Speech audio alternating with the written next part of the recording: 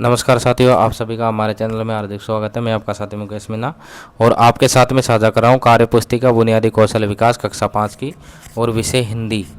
तो हिंदी विषय की 5वीं क्लास की जो वर्क बुक है, कार्यपुस्तिका है बुनियादी कौशल विकास, उसमें मैं आपके साथ में साझा कर रहा हूँ 13, 14 और 15वें जो कार्यपत्रक है उनका संभावित हल या उनका उत्तर किस प्रकार से हम उसमें भरवा सकते। तो इसमें मैंने कार्यपत्रक 12 तक के जो हल है वो बता दिया था, कंप्लीट करवा दिया था। अब इसके बाद में कार्यपत्रक 13 है। तो 13 में देखिए, इसमें सबसे पहला प्रश्न है, अपनी पसंद की कोई कहानी दोस्तों को सुनाइए, चर्चा कीजिए और कहानी को अपने शब्दों में लिखिए। तो जैसे एक शेर जंगल में पेड़ के नीचे सो रहा था, एक चूहा वहाँ आया और शेर पर कूदने लगा। शेर को गुस्सा आया, उसने चूहे को पकड़ लिया। चूहे ने उसे छोड़ने के लिए कहा, शेर ने चूहे को छोड़ दिया। एक दिन शेर जंगल जाल में फंस गया, वह जोर से दौड़ा। आवाज़ सुनकर चूहा वहाँ पहुँचा, उसने दांतों से जाल काटकर शेर को छुड़ा लिया। तो ये कहानी इस प्रकार से हम लिख सकते हैं।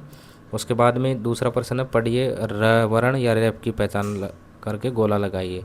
तो जैसे र है तो रमेश में है, कार में नम्र, गर्मी, ग्रहण, फिर सर्कस, ऊर्जा, रखाव, प्रवेश, राष्ट्र। तो इस पे गोले लगा दिए।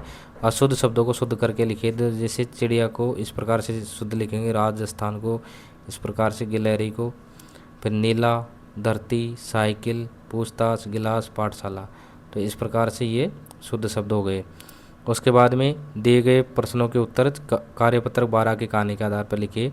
आपके आसपास कूड़ा कचरा दिखाई दे तो आप क्या करेंगे? कूड़े कचरे को झाड़ू लगाकर इकट्ठा करेंगे, उसको जलाएंगे, मिट्टी में दबाएंगे।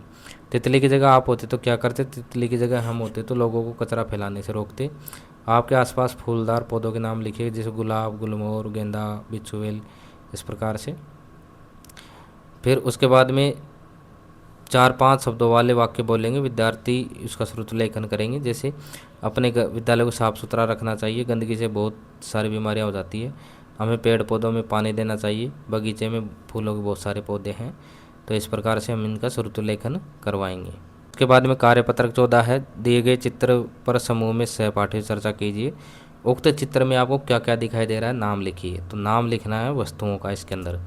तो जैसे इसमें फोटो एल्बम दिखाई दे रहा है, सोफ़ा, डाइनिंग टेबल, घड़ी, तस्वीर, छोटा मंदिर, गुड़िया, चाय की केतली, कप, ट्रे, छोटा बच्चा, दादा दादी, नाना नानी, मम्मी पापा, गुलदस्ता, खिड़की आदि, ये सब चीज़ें हमको दिखाई दे रही है। उसके बाद में दिए शब्दों को पढ़कर सहपाठी को सुनाइए। तो इन शब्दों को पठन करवाना है। फिर जो कहानी है उसको पढ़ करके समझिए। तो कहानी का हमको पठन करवाना है और उसको समझाना है। उसके बाद में अपने परिवार का वंश वृक्ष। तो जैसे दादा दादी हो गए, फिर दादा दादी के 3 बच्चे हैं, जैसे ताऊ ताई, मम्मी पापा और चाचा चाची। तो चाचा चाची के 2 बच्चे जिनके नाम लिखने हैं। फिर मम्मी पापा के 2 बच्चे जिसमें, और जो आप हैं, आपके चाचा चाची के 2 बच्चे जो है, इस प्रकार से। और ऐसा हम पेड़ इसमें बना सकते हैं। तो पेड़ बना करके और इसमें पूरे परिवार के हम वो लिख सकते हैं। तो इस प्रकार से हम इसमें ये वंश वृक्ष बनाएंगे। उसके बाद में कार्यपत्रक 15 है, होली का त्यौहार आप कैसे मनाते हैं, लिखिए।